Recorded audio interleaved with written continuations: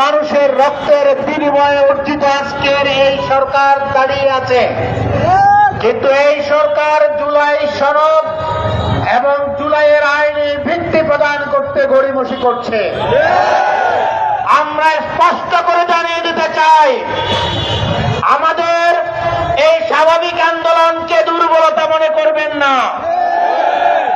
বাংলাদেশ জামাত ইসলামে যদি সিদ্ধান্ত নেয় এই বাংলাদেশে কোনো নির্বাচন হবে না, বাংলাদেশে এমন কোন শক্তি নাই এবার জুলাই সনদ আমাদেরকে আদায় করা ছাড়া, আইনি ভিত্তি দেওয়া ছাড়া, সংবিধান সংশোধন ছাড়া যদি জামাত ইসলামী মনে করে বাংলাদেশে নির্বাচন হবে না, কেউ করতে পারবেন না, মনে রাখবেন। আমরা রক্ত দিয়েছি, আমরা রক্ত দিতে জানি, আমরা আরো রক্ত দিতে তৈরি আছি। এই বাংলাদেশে জামাত ইসলামীর নেতৃবৃন্দকে হত্যা করে তাদের রক্তের উপর দাঁড়িয়ে আজকে শেখ হাসিনা পলায়ন করতে বাধ্য হয়েছে। সরকার বসে আছে।